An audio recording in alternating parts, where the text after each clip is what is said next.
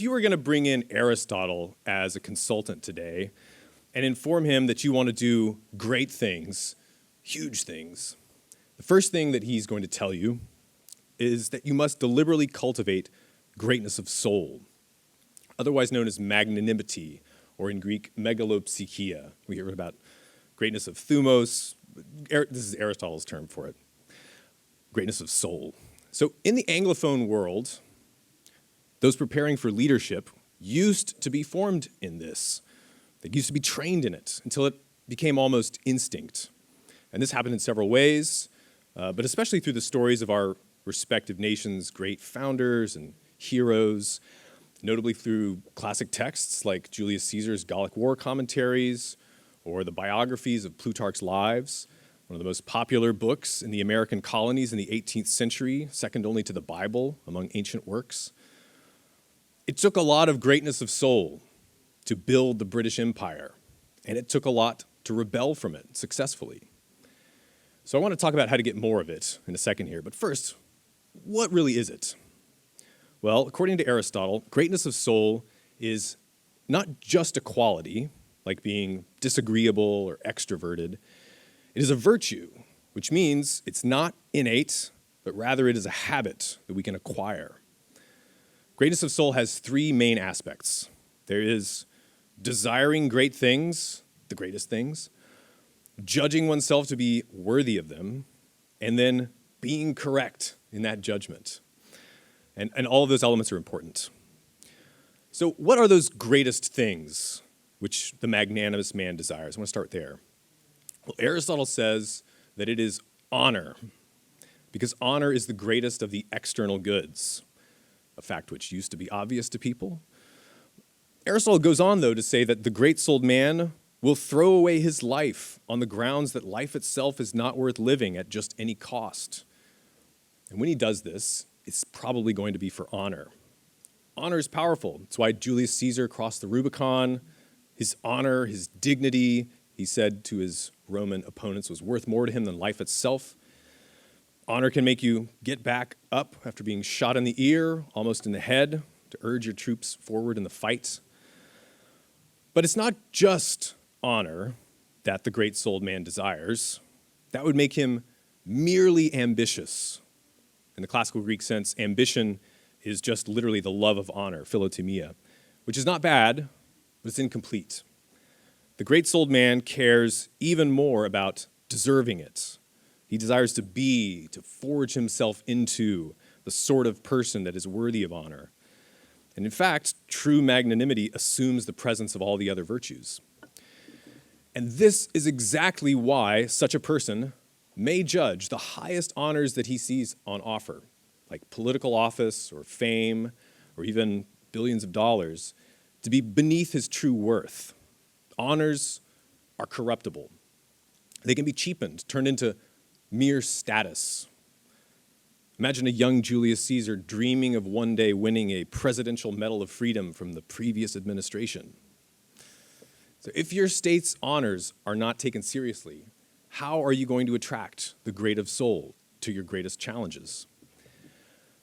Now, we said that the great-souled man wants to be the sort of person who deserves the highest honors, but another way to put this, maybe translated into modern terms, is he wants to work on the kinds of problems that he thinks deserve the highest honor, regardless of whether they're currently getting that honor or not. And it takes this specific feature of greatness of soul to blow up hundreds of prototypes working on insanely hard scientific and technological challenges, the sort that most people consider to be recondite, ridiculous, impractical, chicanery, where pursuing that slim hope of greatness requires you to dedicate so much of your life, energy, and reputation to it that you basically guarantee you will end up permanently ridiculed or condemned to total obscurity if you fail. Or what about a political movement where anything short of complete victory means merciless harassment, jail time, exile, or death, and might mean all of those things for you and many of your followers, even if your movement does eventually win without you? Nietzsche said, if you want biographies, then not those with the refrain, Mr. So-and-so and his time, but rather those on whose title page should be inscribed, a fighter against his time. That takes greatness of soul. But it doesn't come from utter contempt for everyone's opinions, nor the belief that honor as such is a cheap bauble for fools. The magnanimous man wants the highest honors, but above all, Aristotle says, he wants to be honored by those that he himself judges to be the best and most honorable men. Well, who are they? Well, honor in Greek is time. It's literally your price in the eyes of your peers. And it's actually kind of quantifiable. For example, how much would your fellow warriors ransom you for if you got captured in order to get you back into the trenches fighting with them?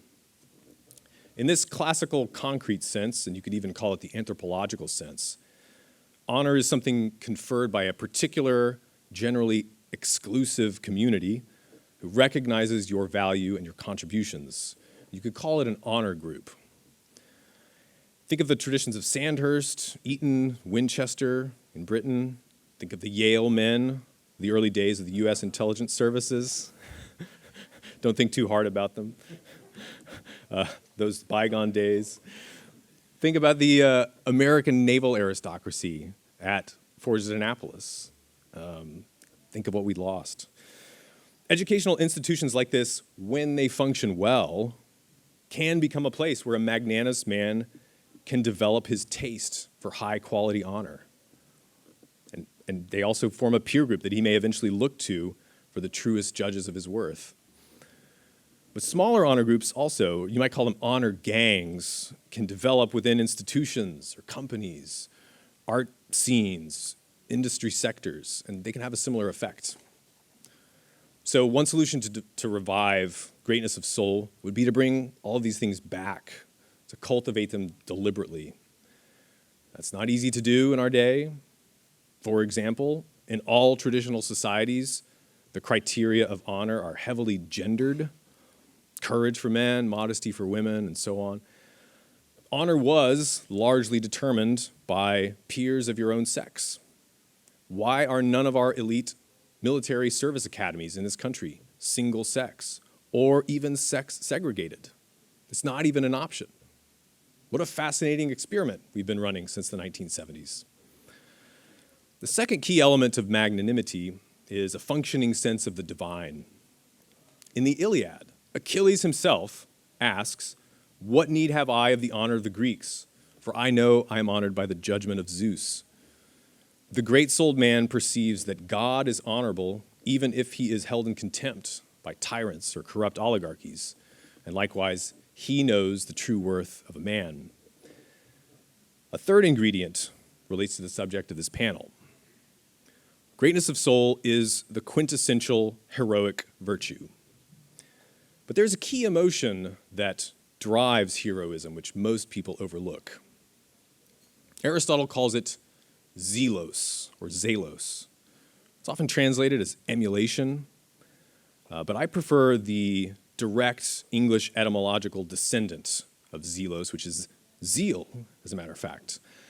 So Aristotle defines zeal as a type of pain felt when a man sees present among others who are like him by nature things good and honorable which he himself is capable of attaining. Zeal, in this classical sense, is what drives people to match the successes of those they admire. It may be felt for another's possessions like wealth, health, friends, but above all, zeal looks to honor. The great-souled, according to Aristotle, are particularly among the most zealous people of all. In the view of Plutarch, probably the West's greatest prophet of zeal, zeal can drive people instinctively to excellence, even in the complete absence of moralizing sermons. Zeal is like a magnet, aligning the emotions and values of an individual, an honor group, or a whole nation toward an ideal of greatness. Zeal points also to the imaginative aspects of greatness of soul, the possibility of crafting a different world, like the heroes of the past did, who stood against their times like a great stone in a river. Zeal can elevate one's honor group also to a transcendent society of peers, as when Machiavelli taking off his boots at the end of the day, would enter the ancient courts of ancient men to feed on the food which was his alone and which he was born for. The main reason cultures have classical traditions in the first place is because of an odd feature of zeal that it seems somehow to increase as the temporal distance between emulated and emulator grows. And this backward-looking or historical or even mythical dimension of zeal also has the effect of helping us to imagine a transcendent group of peers in the future who, like us, might honor the true spirit of great efforts long after our contemporary detractors are forgotten. Classical zeal is obsessed with gazing far into the future and building accordingly. The opposite of zeal, for Aristotle, is contempt. Casual dismissal of great men leads to a mood of contempt that can infect an entire society. Maybe you've felt this vibe lately. A contempt for greatness, though, leads to a contempt for human nature and its capabilities, and a contempt for the self. Zeal is quite clearly a kind of mimetic desire, but it's a good one. It's characteristic of the young, the spirited, the virtuous, as well as the great-souled. But zeal also has what you might call an evil twin, envy, phthanos, which in Aristotle's view is characteristic of the small-minded, the old, the base. This is negative mimetic desire. Envy is the pain felt at seeing another's successes, which does not inspire us to match them, but rather to steal or gainsay or destroy those successes. It's Nietzsche's ressentiment. It's the spite of Dostoevsky's underground man. Envy and contempt go hand in hand, and both are the greatest enemies of zeal and greatness of soul. When a society's cell structure of honor groups is corrupted and destroyed, when our metaphysical foundations are sapped, and when our historical imagination is dimmed by ignorance, envy and contempt rush in to fill the void. So to restore greatness of soul, to engineer it, we need to bring back exclusive honor groups. If you're interested in this or working on this, please come talk to me. But this starts with the way that we educate people. And then also honor groups, or if you like, honor gangs, often begin to form quite naturally within larger organizations. However, contemporary bureaucratic institutions are kind of like truffle pigs for sniffing these out and digging them up whenever they seem to coalesce. I bet we can all think of examples from our own experience. Clearly, we need to also restore respect for the transcendent, the divine, and whatever Nietzsche might think about this idea, the ancient sources that he admires, at least, Homer, Pindar, Xenophon, Aristotle, Plutarch, all of them would agree that contempt for the divine leads to a contempt for the human. The third task, finally, the imaginative work, the zeal factor, elevating us to aspire to greatness, I think this is above all a task for artists, writers, musicians, architects, the creative classes. They need support.